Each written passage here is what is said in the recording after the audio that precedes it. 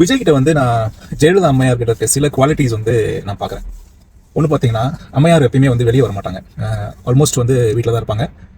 அதே மாதிரி விஜயுமே வந்து வீட்டில் தான் இருக்காப்புல. என்ன நடக்கும், நெக்ஸ்ட் என்ன பண்ண போறாங்க அப்படிங்கிறது யாருக்குமே தெரியாது. அதே மாதிரி தான் விஜய் என்ன பண்றாரு, ஏது பண்றாருன்னு சொல்லிட்டு யாருக்குமே தெரியறது கிடையாது.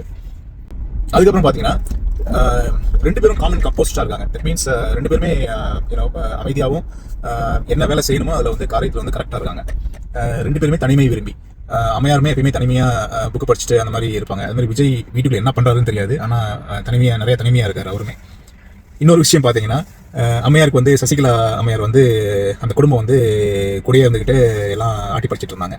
ஸோ அது மாதிரி விஜய்க்கு வந்து அவங்க ஃபேமிலி இப்போ கூட இல்லாதனால எனக்கு தெரிஞ்சு இந்த மார்டின் குடும்பமோ, இந்த ஃபார்ம் ஆஃப் ஆதவ் அர்ஜுன், இப்போ ஏடிஎம்கேல வந்து அவங்க அந்த லேடி, அதுக்கப்புறம் வந்து பாண்டிச்சேரியில் ஒருத்தர் இருக்காரு, இவங்க எல்லாம் சேர்ந்து விஜய் ஆட்டி படைப்பாங்களோ அப்படிங்கிற ஒரு சந்தேகம் வருது. ஏன்னா அவர் பார்த்தீங்கன்னா அவர் அப்பா அம்மா கூட ரீச்சபுளாகவே இல்லை, அப்புறம் தெரியுது.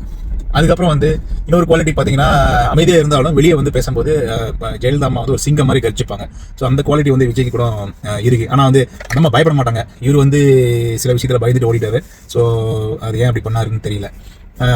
அதுக்கப்புறம் ரொம்ப டிட்டர்மினிஸ்டிக்காக இருக்காரு. ஒரு கூட்டணிக்கு இழுக்கிறதுங்கிறது வந்து சாத்தியமில்லாத மாதிரி பயங்கர ஆளுமையாக இருக்க மாதிரி எனக்கு தெரியுது. ஸோ அநேகமாக வந்து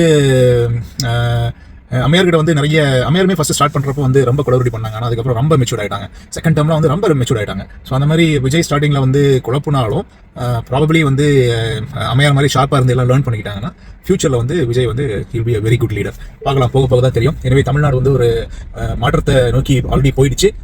நம்ம மாற்றத்தை அக்செப்ட் பண்ணிக்கிட்டு நியூ ஜென்ரேஷனுக்கு வழி விடுவோம். ஆல் கரைவெட்டிகள், ஏடிஎம்கே டிஎம்கே வயசான தாத்தாக்கள்லாம் போய் வீட்டில் செட்டில் ஆகட்டும். Let's hope for another party with young blood. Probably Annamalai வந்தாருன்னா, ஒரு பார்ட்டியில் நியூ பார்ட்டி ஸ்டார்ட் பண்ணி அண்ணாமலை வந்தாருன்னா, விஜய் அண்ணாமலை அண்ட் டிஎம்கேல வந்து உதயநிதி, இதெல்லாம் வந்து ஒரு நல்ல காம்படிஷனாக இருக்கும் யங்ஸ்டர்ஸ் மதியில். Let's see what's going to happen in future.